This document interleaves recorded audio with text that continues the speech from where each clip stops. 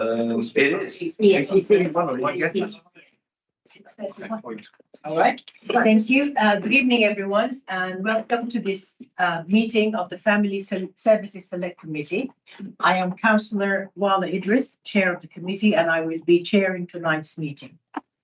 The event is being streamed live on YouTube. Members of the public and media are welcome to watch the meeting remotely and listen to the discussion taking place. Now I would like to welcome all those in Committee Room 1 at the Kensington Town Hall and everyone watching on YouTube. Before we proceed with the meeting, I would like to ask everyone present to please make sure your phones are silent, switched off. And we will start with 72 seconds of silence to remember those we lost in the Grenfell tragedy.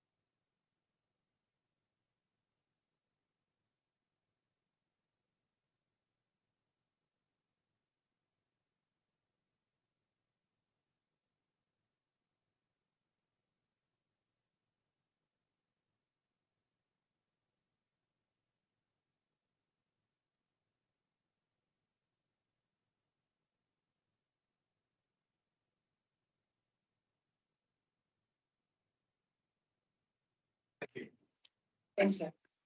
Apologies for absence have been received from Councillor Will Pascal and Councillor Catherine Fox, the lead member of Family and Children Services. Are there any further questions? Thank you. Does any member have an interest to declare? Minutes. The minutes of the previous meeting has been circulated. Does the committee agree that they are as correct record? Great.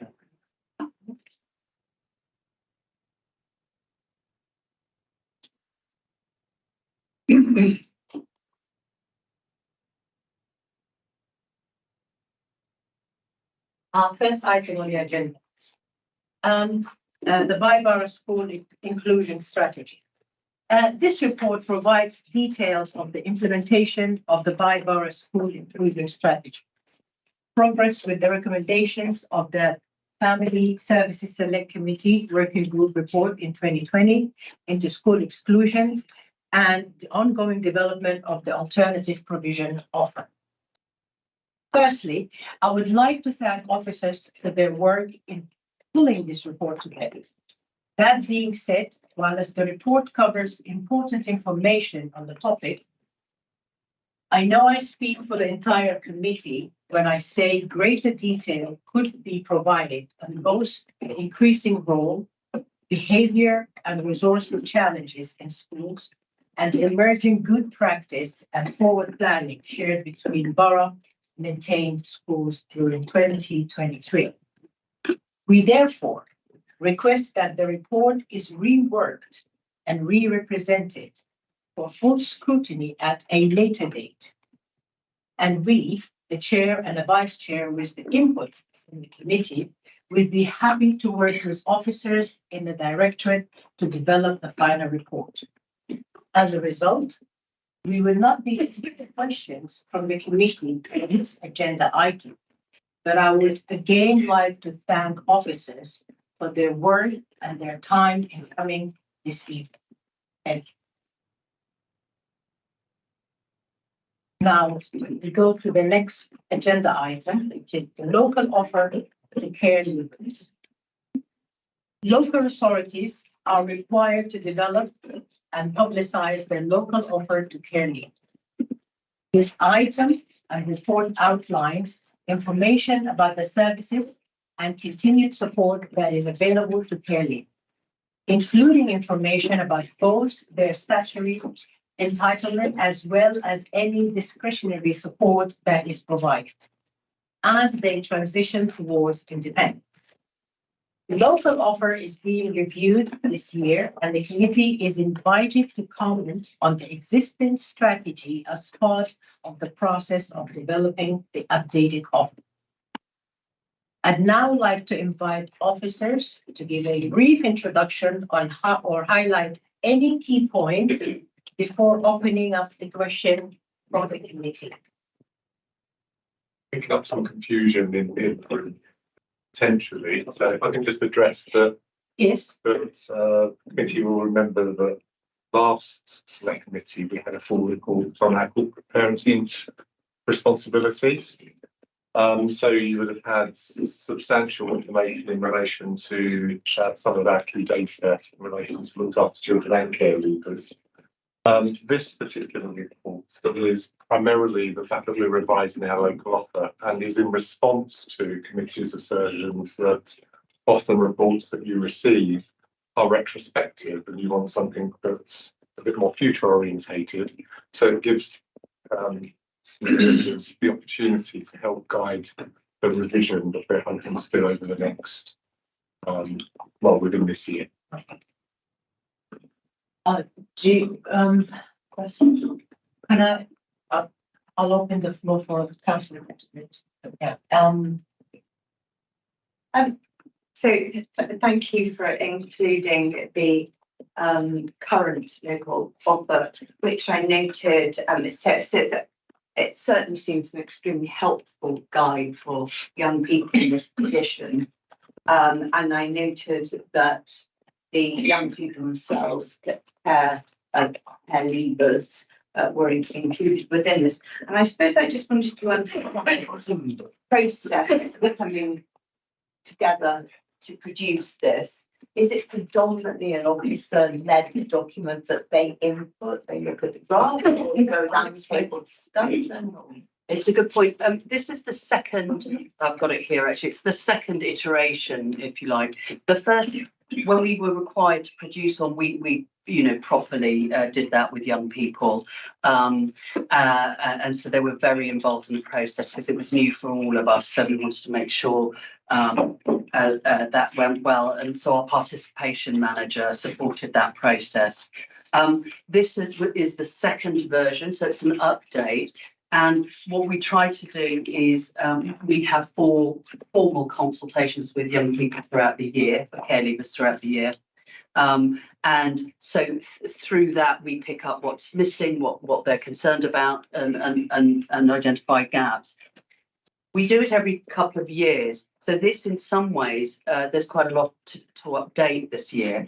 And in the interim, so for example, a lot of worries were raised around accommodation, what the pathways look like, and so on. And so what we did is we then developed through those consultations a very detailed kind of accommodation pack for young people. So this is a kind of a framework, and then we might outside of that do more detailed work. With the new one, we have a lot of things to update, and because it reflects really the work we've been doing. So I'll work with housing around developing an enhanced for final tenancies. We're currently doing a joint housing protocol with housing, so it's going to be really clear for everybody in the council to understand our joint responsibility. So one of the things from looking at this, and I think that some of the other people in the committee had the same opinion. We obviously, our brief is the children's services side of things, but clearly former care receivers, that's a correct term, former looked after children, go on to be young adults up to 25, and that will be looked at by another scrutiny committee. And is this coming to the other scrutiny committee, the adult services? But the responsibilities for care leavers remained within children's services. We just, I believe that I think Councillor Lindsay particularly thought there might have been, and perhaps not expertise within that screening committee at looking at some of the offer that we might not have. No, they won't deal with it at all. No, And this Glenn, confirm, what age are you responsible in XCS? Kelly was up to Up to the age of 25. 25. Yes. And that's the same with children with SEN. No, indeed, but they wouldn't normally be receiving housing. Yes, I mean, obviously- benefits, all of those Yes. adult services. Yes, I mean, and the legislative framework changes as well. I mean, they're adults, so our workers have to straddle those kind of changes of the legal framework and our responses. But the care leavers, because we've had the history with the child, it remains within children's services. And we have the responsibility around finances and so on. So until they're into a final tenancy, there's quite a long journey between there and then. And we're obviously supporting them into education and training and so on. A question, Councillor Betts, yeah.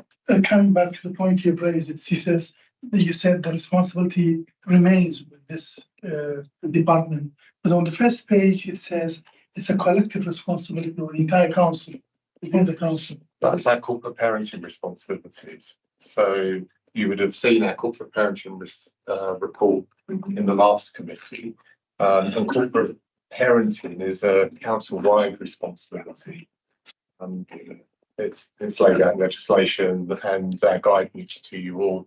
In fact, we've undertaken a specific guidance for councillors and officers on your corporate parenting responsibilities, which I'm happy to reshare if that would be helpful.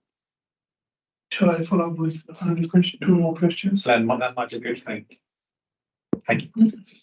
On page 31, fourth point, lunch money, it says up to the value of £15 per week, subject to the number of full days you attend an apprenticeship. How many days would they normally attend? And is £15 maximum enough to cover for lunch? What's £10? There'll be a lot of variety in terms of what types of courses young people are doing. And so some will be doing part-time courses. So we wouldn't cover every day. Yeah, I mean, that's the current limit. We have caps on everything. We're much more stringent with care leavers than we are, looked after children, because we're obviously recognising that they're adults. They may have, access to benefits and so on. So it's a way of looking at the support that we can give around that to boost it, but not completely. Not completely, because they obviously, as young people, have to learn to live independently. So we're supporting them there. Yeah, but we want to obviously provide incentives to go to college and further their careers and so that get into employment. Well, your report is, even though it's not final, but you have still managed to provide a vast amount of information here, which is fantastic. The area I found very little information is employment and training. In my view, this is the most important thing, to prepare people to move to the next stage and depend on themselves and work and provide for themselves. There's very, very little information here. And why is that, please? It's a very good point. We've just recently, the virtual school has produced their offer for young people who are 16 plus, so looked after children as they go into care leaver. They've just provided it, they've just been able to pull it all together and provide it in place in an offer, which I think they will be sharing at some point via their own annual reporting. And actually it's quite robust, we're quite pleased with it. So they will continue to provide a lot of it will be around advice and information, but they'll help young people with, applying to universities, personal statements. They'll obviously be looking at enrichment opportunities, work experience opportunities. We also provide that through our participation service. And our head of social work chairs the NEAT panel, or EAT panel, I should say, in order to kind of provide wraparound support. So we're really trying to coordinate that in a much better way going forward, and we can hopefully reflect that in the next local offer. So it's definitely something that we're working on. I assume that we are talking about borough-wide care leavers. Yes. Okay. Yes. They're children that are ex-children that were borough responsibility. Looked up. Not necessarily, yeah. Not necessarily, because they may have been placed in a placement outside of the local authority. Okay. Now, are you aware that the policy, we have passed a motion in 2018, we have a policy to encourage and train local, especially school leaders, Yes. train them and to work in the council. Yes. Do you have an initiative to train them to come to the Yes. council? So we have maybe 2 or 3 years ago, we put through a paper to establish 2 ring-fenced apprenticeship offers, which have worked well. We've got a young man currently who's just joined, which is really good. And those young people have gone on to then get real jobs in the workplace, one here and one in another local authority. But we have access to all the apprenticeship information, so we're constantly bringing that to the EAT panel in order to identify young people for whom that will be appropriate. We have 18 young people in university currently, and the number of young people who are EAT is quite high in this authority. But we're always trying to challenge ourselves. So currently, I think it's about 78.6%. There is a stubborn kind of 20-25% on average. So that's the group we want to really try and focus on. So we have, as I said, developed a more, robust kind of approach around supporting that group. And I think in the paper I raised that stubborn group, if you like, that group that is hard to find out what to reach. Hard to reach. Like, I've done some recent research, and it's very obvious that those are the young people who are coming in late. So that's 16 or 17. So they're already out of education for a number of reasons. They may be unaccompanied asylums, or they may be local young people who have been excluded at some point. So that's, so we're obviously trying to support those young people in different parts of the organisation, but it is difficult if they come at that age. I mean, our prime objective is to make these young people as independent and as to be able to function in society to the best of their abilities. So the fact that we have 78% in education or employment, I think, is really, really positive, and it's above national averages.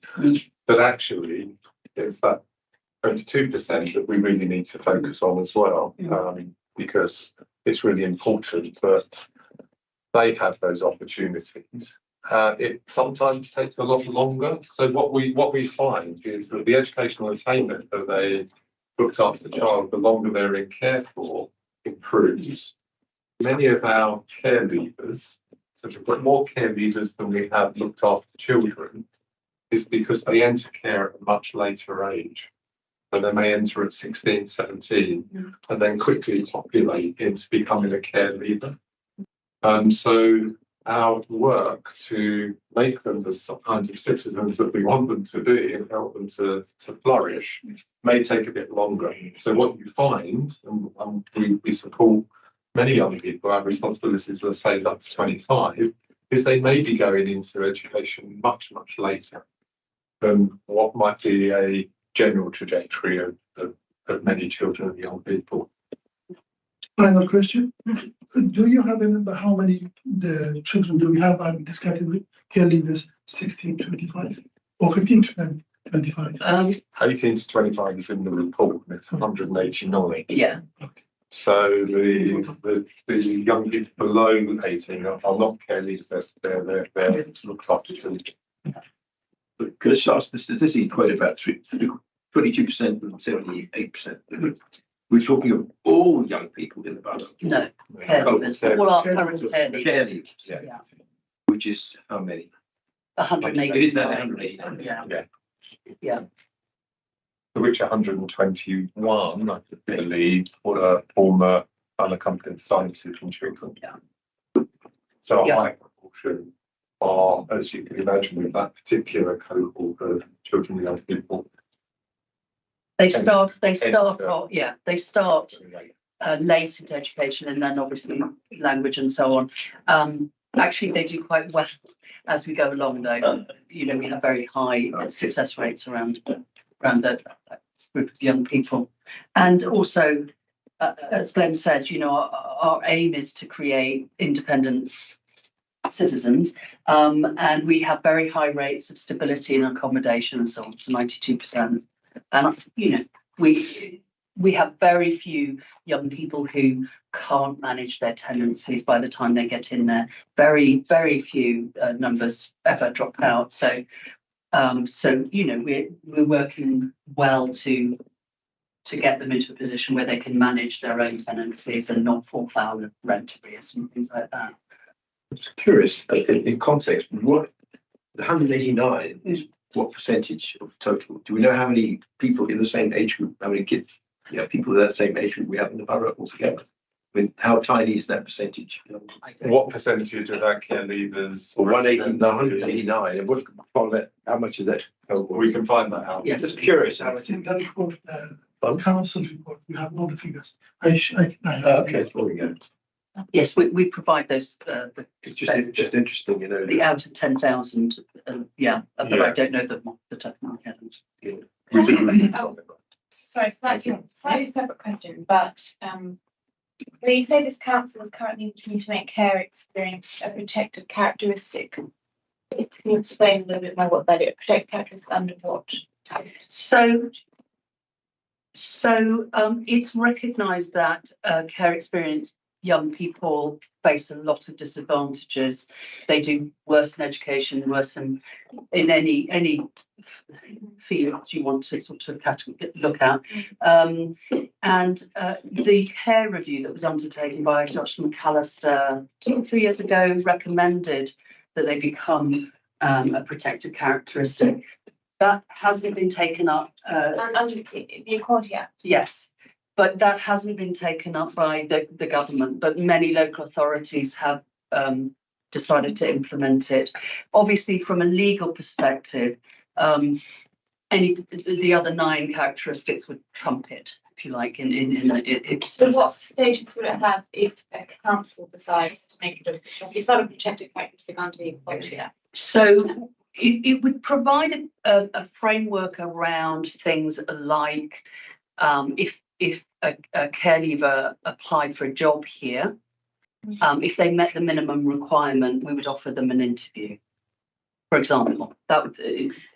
So it's a way for the council to exercise its corporate. So it would be a sort of council-led protected characteristic. Yes. And is that a decision taken by at a political level, or is that of sort of an officer-led decision? No, it's gone to leadership. Yeah. It's a good decision. Can I just take that a stage further? Is that for RBKC residents? Yes. Or is it for all, for example, for all care leavers, For say, all care in leavers. London? No, just for RBKC. Just for For RBKC.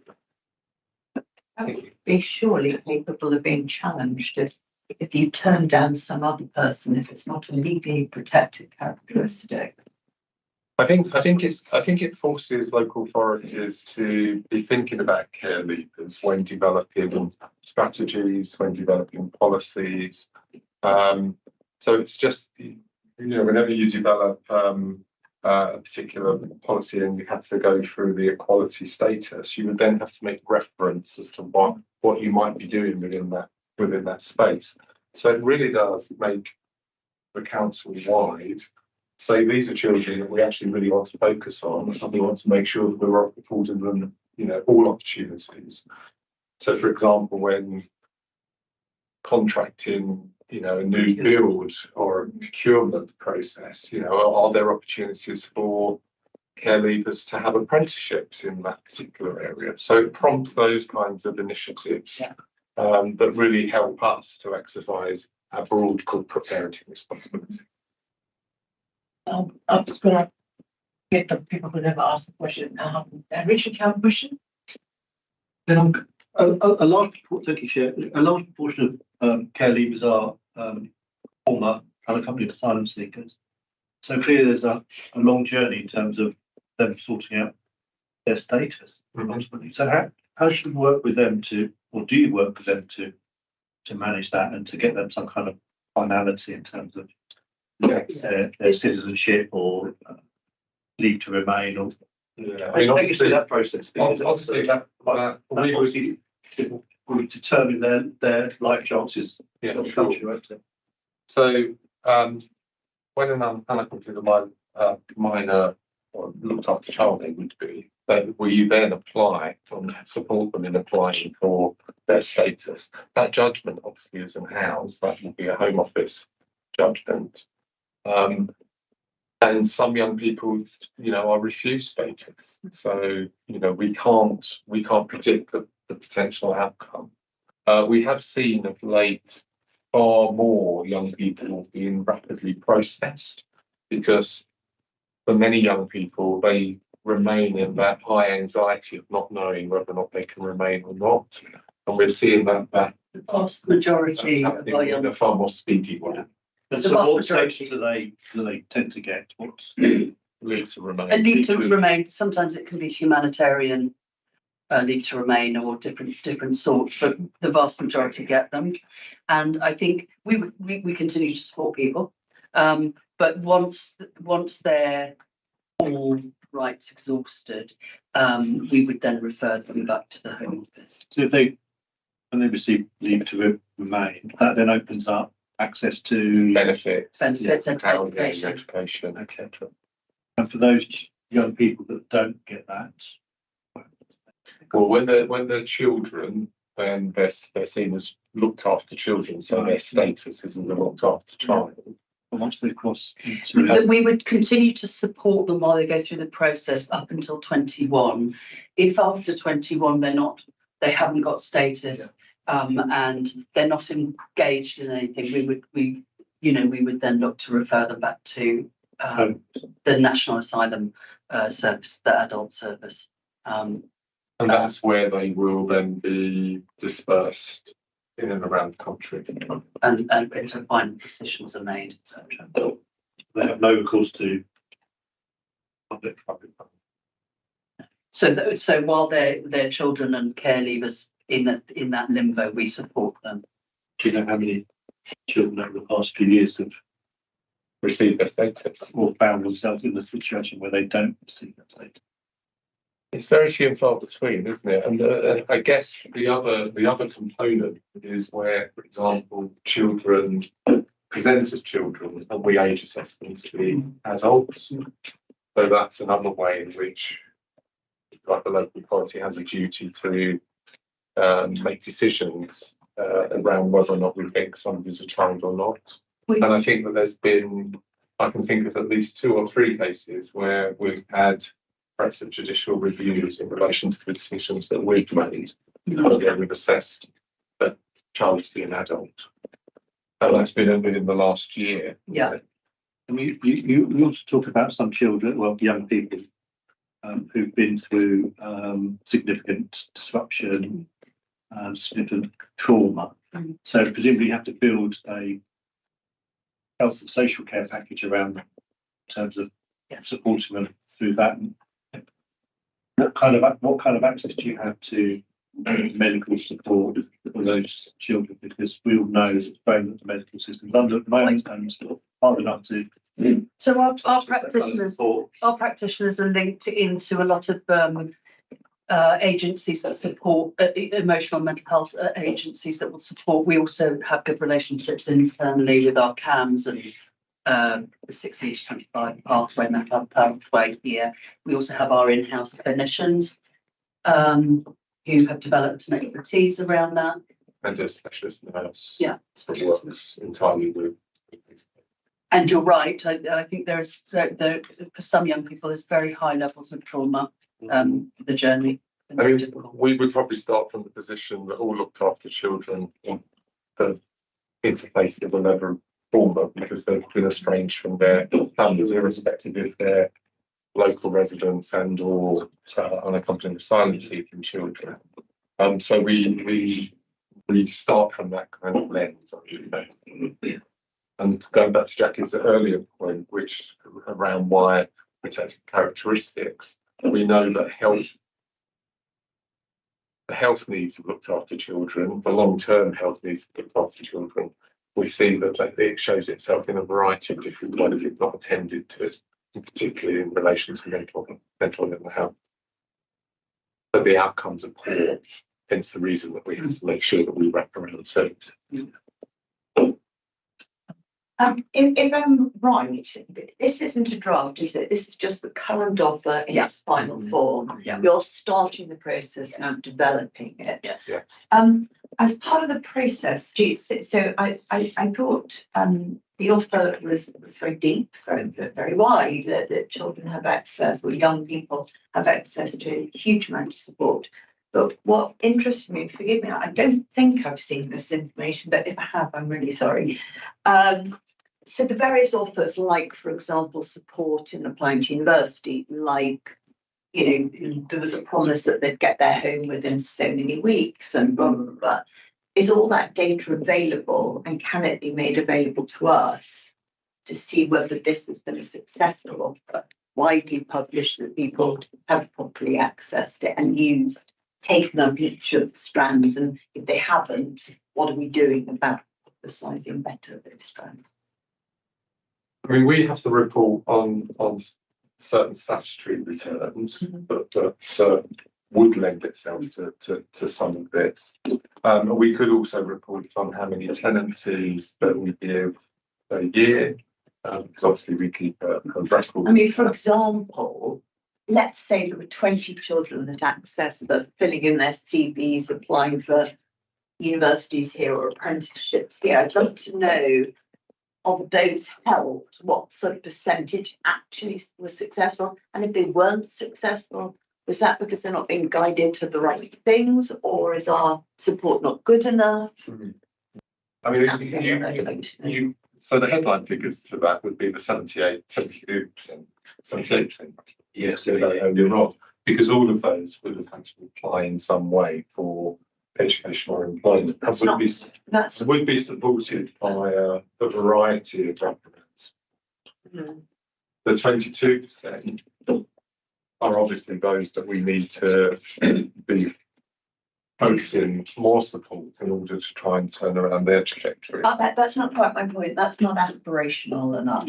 So if I've got, let's say, there were 5 academically children, but they've left, you know, they're not getting the support from a school scenario or tutors or whatever it is, and they should be going to university, but they end up as apprentices because they weren't successful in their application, just because they're part of the 75%. That's not really very aspirational. Equally, those kids who are best suited for one type of apprenticeship, are we just getting them into the building trade? Because we've got a lot of positions there. I'm not at all accusing, I'm just saying. I think it's a very good on that. point. Our recording systems, we've just implemented a new recording system. I've been very involved in developing ways of tracking exactly that, so we know what grades young people are getting, what's the next course that they're going on to, because we need that granular. So you're absolutely right, and that's something we're working on, and I'm not sure we would necessarily, we note at an individual level, but not at a, for me to be able to present a report, but we will have that because I've just developed it. So, you know. Each child as well, or each young person, I should say, has a pathway plan. And within that pathway plan would be focusing on the variety of elements: health, education, employment, etc., housing, semi-independent skills, so on and so forth. So that plan would be tailor-made to that individual. And we pride ourselves in trying to be as aspirational as we can, because I think that that's the real point. We want to be aspirational for our young. Well, as we all know, serious youth violence can stem from dissatisfied, frustrated young people. So it helps not only in their well-being, but for And a very- society generally. as Yeah, a well. very small cohort of caregivers have come into care through the remand route. So they're already involved in a level of criminality. So our work would be try to think about ways in which we could avert them from Yeah. becoming further embedded. But it's a good point, and that's something. But we're definitely quite, we're definitely confident about the individual planning. It's about how I can then give you the stats, and we need to be much better about that, and that's now about to happen. I think the whole point is the purpose of this committee seeing this at this stage rather than when it's a done deal Yeah. is built to ask you questions such that Yeah. those questions will inform how you put the offer together and then follow. And I think what I've heard is that we need to expand the information around the employment and training. So this plan that we produce will need to sort of incorporate it into, not obviously in the detail, but yeah. And so I think that's the one big thing I can take away. It's those kind of comments and your challenge to us, which is really important. And I think that's the point that you've made as a committee, is that you want more opportunities for being able to influence the direction of travel rather than commenting on something that's already been done. So yes, Exactly. Thank thank you. you. John. That's really helpful. Any other questions? Yeah, I'd do useful contact, just going through them all. And I may be biased, Glenn.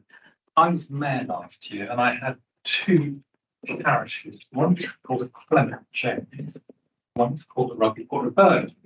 Also two other charities that deal with youth with that, called the West London Zone and the Harrow Club, and there are others elsewhere. I wonder why you haven't got any reference to those, but actually the sorts of activities that all of those four that I've mentioned in North Kensington, Earls Court Youth Club, with, I can't remember his name, but you know him, the guy who runs it. We run to it, sorry. The Earls Court Youth Session. Oh, yes. His name's I just mentioned it, sorry. Yeah. Actually, they're doing some really good work, but it doesn't feel as if you're alerting them to it. And in particular, if they haven't been here for very long, they're potentially missing out on something that can really help them quite a lot. Yeah, I mean, a lot of the things that you see there are either generic rather than localised, and that's probably because so many of our care leavers don't reside in the borough. But we take that point. I think you can strengthen that and make sure that we're Individual alerting. Yeah. to- practitioners will know Portobello absolutely is used. So there's obviously quite extensive knowledge held at an individual level locally. I'm also working on, we're developing a SharePoint of resources for care leavers to access. So obviously any suggestions we'll put it in, because they will, a lot of those will then be, it's going to be focused on those that are settling down in tenancies here, and we're hoping to withdraw, but we want to make sure they have access to ongoing information, which we need to keep updated, so it could be much more locally. Because in particular, going back to what Amanda was saying a moment ago, there are a number of those organisations that do have links with professionals in different areas, different specialisms, whether law or finance or whatever. And they are able and willing to help. And if we are not pointing those that we are responsible in the right direction, they are those young are losing out on something that could otherwise happen. Yeah, good Yeah. point. On that note, actually, I also was going to ask to make sure there is get reassurance that appropriate due diligence has been carried out for those people we are working with, because I've read a couple of names that have been in the media recently. And we just need to be, Do you mean other professionals? yeah, the professional list that you had at the end.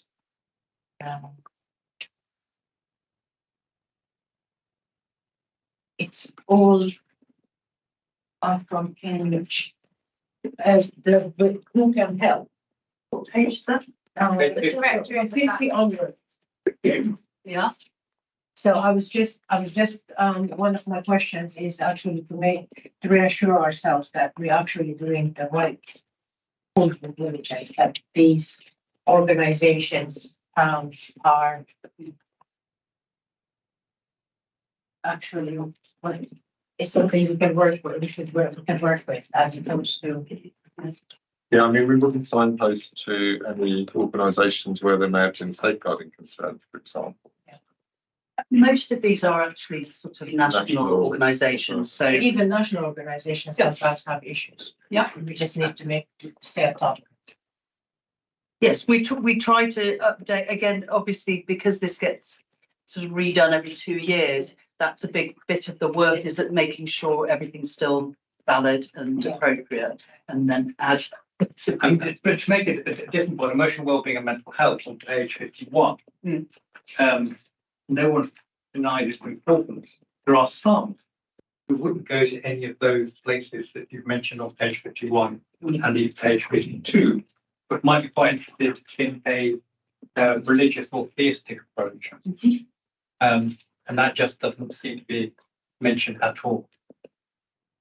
I guess that goes back to the point where you individualise things. Yeah. Yeah. And, faith is a really important element of somebody's identity, and we would want to promote that with local resources. So we often, for example, ensure that young people have appropriate access to their religious and cultural. Yeah, absolutely. I get that. And I'm sure there is, but it's just that the way this is fairly at national level and generic, rather than us seeing the more detail, which I think certainly for me, and I expect that most of my colleagues would concur, for us scrutinising you and FCS here for those for whom we are responsible, actually detailing rather than generic would be good to be able to see. Okay. We can certainly add that. We can certainly make sure that's within this additional contact list. And I think obviously we have a more extensive list of organisations which won't be here, but we need to also make sure that this is balanced. Yes. But can't contain everything, but we will have a longer list, if you like, that individual practitioners will refer to when they're with young people. Just one more question. How strong is our female specific offer to girls coming out of care? And I ask only because I'm just conscious that I'll often read that girls who are in care or care leavers are much more vulnerable to sexual exploitation or sexual abuse. And I'm sort of looking through this document, which is very informative and helpful. I can't really see anything about that specifically. There's even in the sort of towards the end, the directory, I think maybe there's one that mentions pregnancy or abuse, but there isn't really, like, if a girl feels that she's in a vulnerable situation, what would she do if she was sort of linked to this booklet, and what would that offer be? And then similarly, just another quick question. Is there this particular focus on young mothers or care leavers who are pregnant or have small children? Are you able to speak a little bit about the circumstances there? Is that pre-18 or post-18? Mostly post-18 when they're adults, because we stay working with young people, and not in all of them, but a lot of them up until 25. Some of them will start families. Mm-hmm. I mean, the circumstances are varied. Some are perfectly happy and some are not. But we try. We haven't got large numbers of that. We obviously work quite closely to support girls around that sort of issue. I think it's a good point that you make. Most of our care leavers are, in fact, boys. Okay. But actually, Yeah. not all by any means. So it's a good point to say we need to focus. Just something that sort of draws your attention specifically to, your. No, I think it's a good point to bring that out a bit more. And boys can be sexually exploited. Exactly. Yeah. But maybe a question, if I may, just previous thing about the asylum seekers was interesting to me. Is presumably they came over at 16 plus. No, How can they be unaccompanied at younger age? I mean, They're just stuck on a boat. Yeah. They're stuck on a plane. Some Yeah. auntie. We don't- It basically means that Military. nobody's acting with responsibility for children. Just wondered. we've had, they're usually a bit older, but not always. They can, the vast majority will be 14 upwards. We've had a few very young sibling groups often, but most of them will be 14 and over. Most of them will be boys, but not all. And a lot of How do they are vulnerable, I how would does that say. fetch up in any particular local authorities' remit, so to speak, like? They present Street at the police public station or on bound. It's where they're found. And I think in the previous report, just to make clear, we're part of a national transfer scheme, and we're over our sort of cap, if you like, but and we make referrals to the national transfer scheme. So yeah. Just coming out, something to talk about more recently, actually following on from David's point about something that's particularly missing in the organisation. There's one here which is become in recent years extremely controversial, and that's Stonewall. And I'm just wondering, it's still on the list. I mean, there's others to cater for people, even That's why I asked my LGBT question. fun. That's why I asked my question when I saw stuff. So I'm wondering why it's on there. I mean, Stonewall, this obviously was written a couple of years ago, but was a Also, she's key. older than 2 years. And gender, Fun? Stonewall and gender. Okay, well, I didn't know that, but I know Stonewall. That's been controversial for a lot more than 2 years, and that's why I'm wondering, even if that's a 2-year-old list, why it's on there. Many of our looked after children actually do identify as lesbian, gay, and some. Sure, I know it's not the principal Mm. of having a referral agency. It's that particular one, or indeed as councillors Derek mentioned another one, which I wasn't aware of. That's it. So it's not the principal, of course, if they need some support, they need advice, they need encouragement, I get all that. But it's that particular one that's got controversial in, let's say. Or somebody's controversial might be other people's. Does anyone want to say what the actual control? Yes, I need to understand what the controversy. Yeah, I mean, I'm just looking at an old article here. Kind of what they champion, without trying to go, but they've been criticised for being discriminatory, or having particular agendas, and so on. And in fact, apparently companies, I remember reading it, just confirmed here, this is from 2018, lots of employers were leaving it. Sorry, this is 2021, apologies. A lot of employers had supported the scheme, wanted to take people on, but are now leaving it, or started leaving it before. It's not a scheme, is it? It's an advisory. Sorry, it's support. I think the concern that many of us might have about Stonewall is it has a very, very anti-TERF attitude. TERF. Trans exclusionary radical feminists. And I think they have a very, very fixed position that would be that is very intimidatory and would, in terms of very well-known individual who stands opposed to them, would be J.K. Rowling, who says that women are women. And I think that's that there is no nuance at all that they are permitting. I think that'd be a concern that a number of us would have. Well, Yes, you're absolutely right that one person's controversy may be somebody else. It would be the alternative to just say we can't involve organisations that recognise trans children. And they said, well, right, what's the alternative to that? We don't refer trans children to services that they need. What do you do? What are you proposing? And they are 18, people will make informed choices for themselves. As actually, but that's what they are, they're care leavers, they're 18. So actually, we help them to make informed decisions that hopefully are in their best interests. And this is just an array of national organisations that may meet a particular need for an individual. And they're having their. It's not that we're promoting, precisely, it's not that we're promoting a particular pathway for them. It's for people to make their own choices as adults. That's one more question.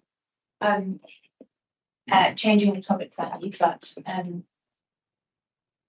I understand that RBKC works with lots of other councils, and this is sort of somewhat London-wide. But then it also says that we compare favourably against other London authorities. So, being able to tell us a little bit about the difference between our offer and obviously how we compare favourably. Well, so I was involved in a kind of a development of a pan-London offer with other local authorities, and they wanted to concentrate on key areas, so that it looks as similar as it can be. I would say we're more success. I think we're quite successful in supporting young people into sustainable tenancies, for example. So some local authorities may actually move an 18-year-old into their own tenancy, and that can be, they will have higher rates of tenancy breakdowns and so on. So it's that sort of thing. I think we also was involved, actually linked to this question, a peer review with 3 other local authorities across London, where we were comparing our local offer. And actually, I think that it was Camden, LBHF, and Hounslow, and they certainly were quite impressed with what we're offering. Interestingly, they shared some things that we weren't doing, so it was a useful peer exchange where we felt that we could develop aspects of our offer. Like parents, the question you asked about that, I think we can develop that a bit more, really. And our statistics, our data is all shared regionally, so we can compare and contrast. Yeah. How can you access that? Is this just on the council website? It's not the council website. It's what we call chat data. It's basically a London-wide data set that looks back over the last 6 months across a range of matrix, so you can compare. It's indecipherable from my perspective, but it's there. You're good at summarising. Thank you. Glenn's very good at summarising. Any other questions? We'll send you a link to this article. Okay, I have, thankfully, most of my questions have been asked, but I just want to comment on one thing and have a couple of questions. The first statement, just because you are leaving care or have already left care doesn't mean we have stopped caring about you. I think that is a wonderful statement. And it's really very brilliant. Let me put. My question is on page 26. And it talks about savings, and I just wanted to know a couple of things. Can you tell me the difference between the social worker and the personal advisor? And where does the money for savings come from? So the difference between social worker and PA is you have to have a social worker allocated to look after child. We have a system where we maintain our contact with the young person, so we don't have transition points. So social workers will probably hold on to their young people as they get older, but there'll be a core group maybe of 20, 21, 22-year-olds where a personal advisor is better suited. They're much more experienced around benefits, youth work, housing. And so they're not social work qualified, but they may be qualified in different ways, have different experiences that are relevant. And I'm responsible for a team that has all sorts of people, practitioners in it. And we have a benefits advisor, and we have somebody who works around accommodation. So it's an eclectic mix of people. So do social workers stop at certain point? They do in some places, but because we maintain in all of our locality structures that the relationship is maintained, we won't necessarily I transit. think it's a really transfer. important question, and this comes back to listening to what young people have said. So when we've had some of our consultations in the past, care leavers have said to us, we can't understand at the point that we become 18, that we become an adult, 18, why it is that our infrastructure just disappears. I'm paraphrasing here. So the relationships that we've had with social workers changes at a time when our lives are changing quite dramatically. So we listen to that and thought, well, why do we refer them on to PAs? Why don't we think about keeping children with the people that they've had ongoing relationships with? So it was very much in response to that. Most other local authorities I had do not operate in the same way as we do. That will refer on to a different service when the child becomes an adult. And there's a whole host of reasons for that. But it doesn't fit with our systemic practice model, which is deeply rooted in relationships. Because we sever relationships at key points because of transfer points rather than what we think is in the best interest of the child or the young person. And the savings? So if you're in a foster placement, a part of the allowance and fees that goes to the foster carer is around savings. That's quite customary in residential anywhere. What we actually did is we centralised it because we centralise it. So yeah, it's easier. We can keep track of it. We can make sure a young person, when they leave care, gets it. If a young person's moving from placement to placement, it's not often, things can get lost. So we just thought we'd centralise it. So it's 5%. But it comes from local government or from central government? Combination. Yeah. There is a savings scheme from central government, and then there's good practice would be that we would save like any parent would save for their children from them reaching adulthood. And after a year, it goes into an ISA, which is a sort of a government benefit. And any other questions? Mary, do you have a question? Okay, thank you so much. I think it's been a very engaging discussion. We talked about tracking, ambitions, support for independence, support to get work, support for further education. And we expanded on some of the issues that we thought maybe it needs a little bit more filling in. And hopefully you will come back to us as a final project, maybe have a look at it. Yeah, and you can see the fruits of your labour. Yeah, the comments that you've made, and they're really, really helpful. Thank you. Thank you so much. Thank you so much for your time.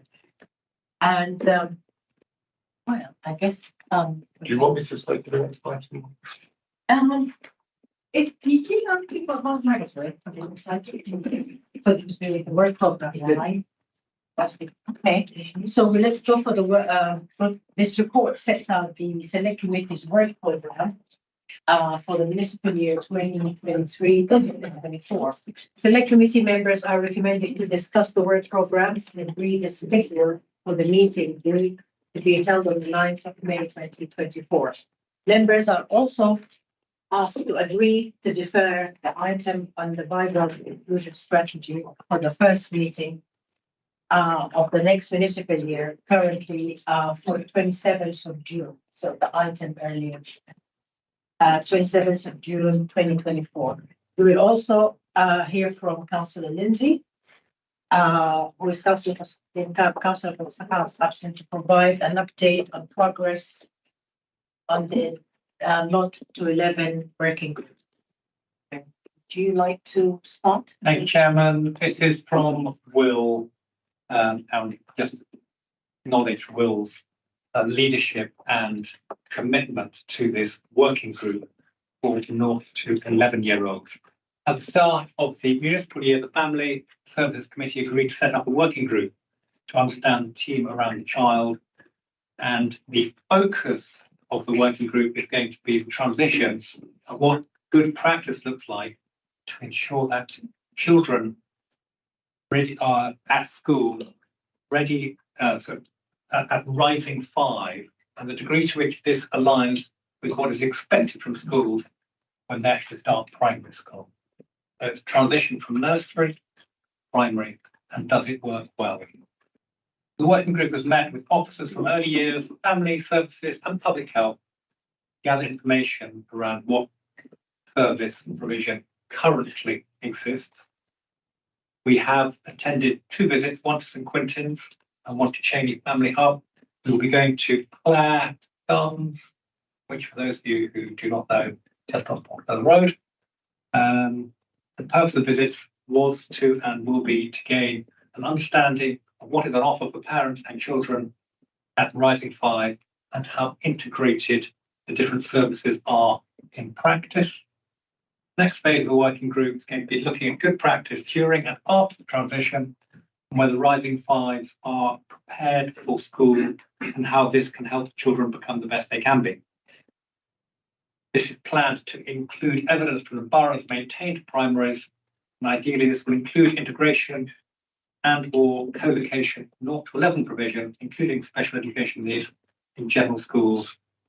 We still need to understand NHS, ICS links, neighbourhood teams, and links to RBKC and VCS commissioning. And Will is busy. The others of us, including Richard, are grateful for his commitment to it. I think it was very sensible for the working group to focus on one verifiable and useful measure, and then get the evidence for that rather than look at it more broadly. Yeah. It depends whether you wanted to have the report during the time that you are a co-opted member or not, Amanda. Did you know I was resigning today? No, but if you want to be here for 5 years and not get a report, we could look at everything.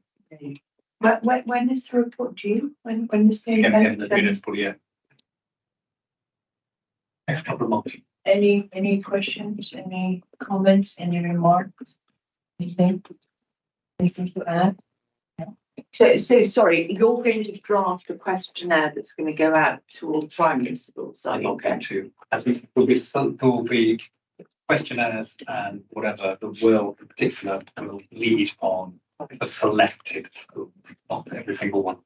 Yeah, we're going to meet up with the primary heads group. That's going to be one of the next meetings that I'll try and help you set up, and we'll go through and put a list of questions to them, and I'll leave it to the review.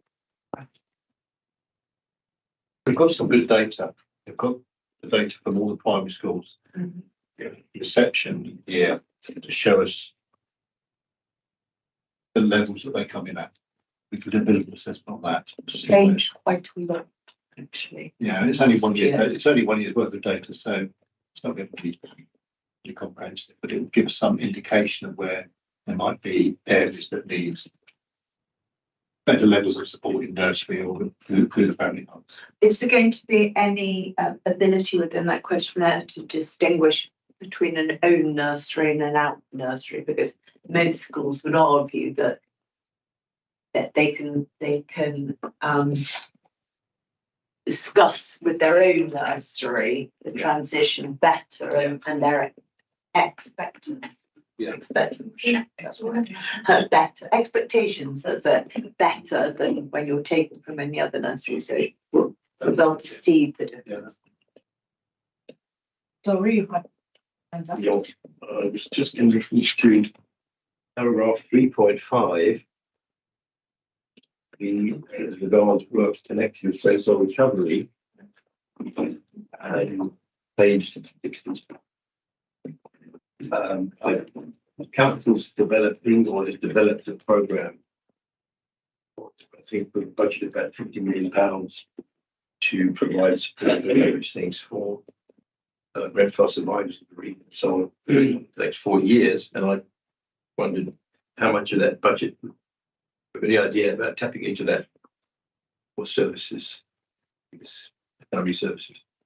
Give any idea? Maybe I've got the advanced notification of something you haven't heard yet. But we had a briefing. My understanding on that budget is it's moving into the next phase of the Grenfell. It's the recreation Yes, indeed. budget.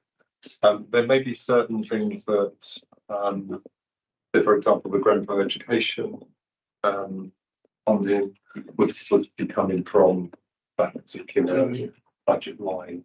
But we can provide you with an overview of what we might be in receipt of in terms of Interesting, actually, to get in this department. Yeah. I mean, originally from the Grenfell Education Fund, for example, the North Kensington Inclusion Pilot was funded, which has been well received. That's for the previous budget. Yes. So that's to which I think is less. So we are looking at how we might sustain that, Okay. and whether or not the recreation budget may be able to lend itself to. Thank you. Okay, any other questions? Mary? Just agree with that. Oh yeah, can we agree the work program?